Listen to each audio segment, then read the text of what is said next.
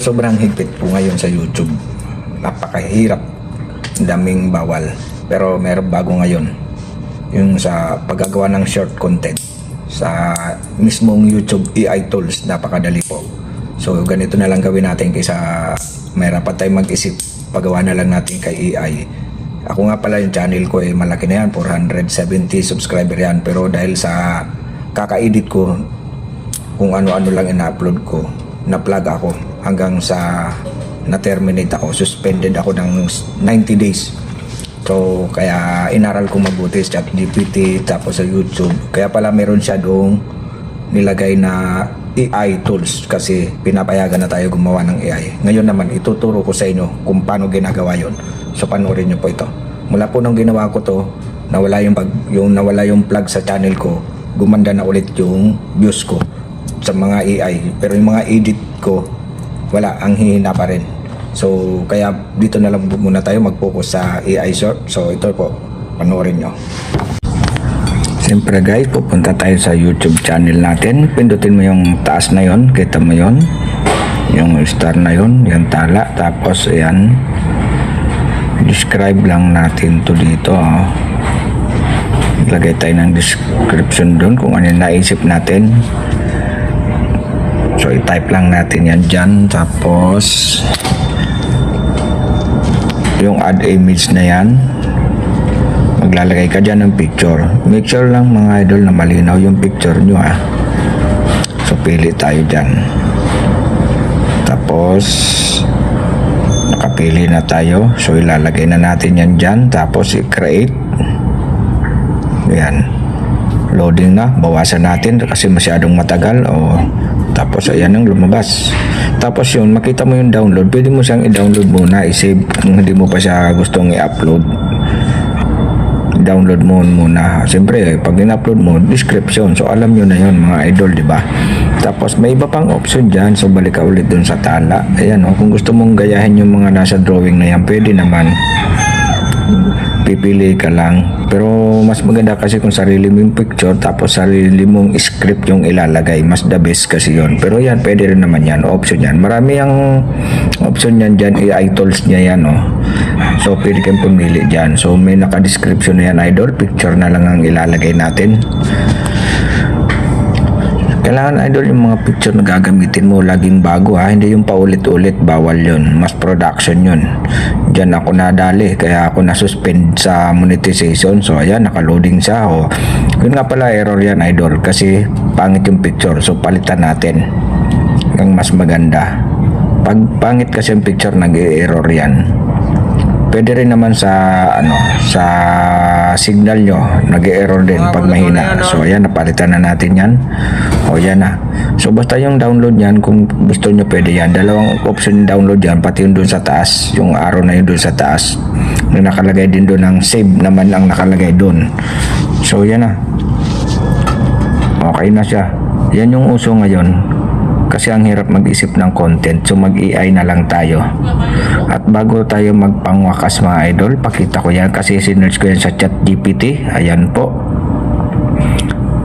Ask ko lang, save ba ang AI short pag-upload sa YouTube? So sumagot ang ChatGPT niyan. So ayan po, pakibasa na lang, malinaw po ang sagot niyan.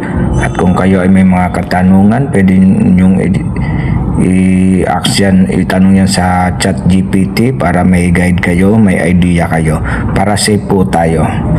Yan po, malinaw po. Sana po makatulong sa inyo mga idol para maiwasan natin yung masuspende kagaya ko at ako'y nag-aantay palang makabalik 90 days suspension. Salamat! Siyempre guys, pupunta tayo sa YouTube channel natin. Pindutin mo yung taas na yon, kita mo yon, yung star na yon, yung tala. Tapos ayan, describe lang natin to dito. Lagay tayo ng description doon kung ano yung naisip natin. So i-type lang natin yan dyan. Tapos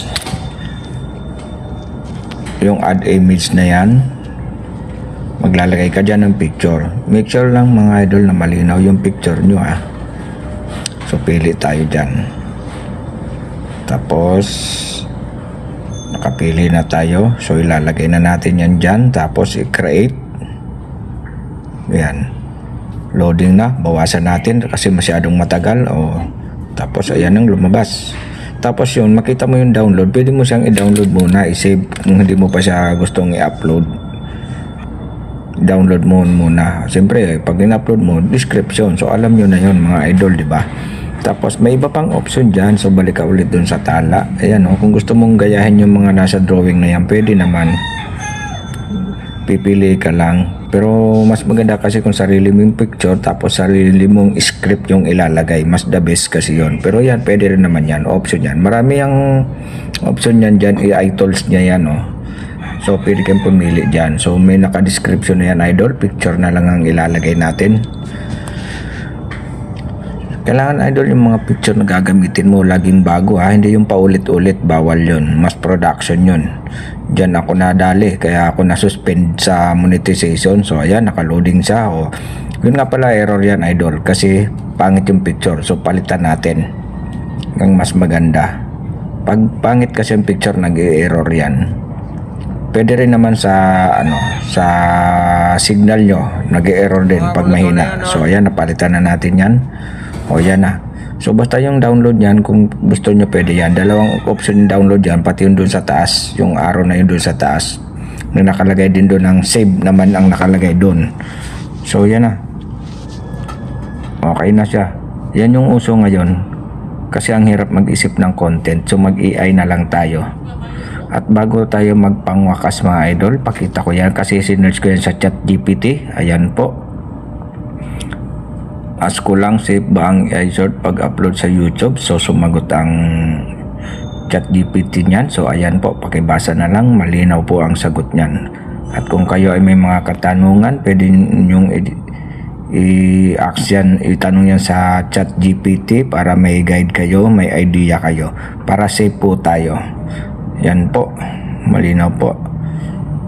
Sana po makatulong sa inyo mga idol para maiwasan natin yung masuspende kagaya ko at ako'y nag-aantay palang makabalik 90 days suspension. Salamat! Alright guys, sana may natutunan kayo dyan sa tutorial ko. Subukan nyo rin mga YouTuber dyan, short content creator. Thank you very much.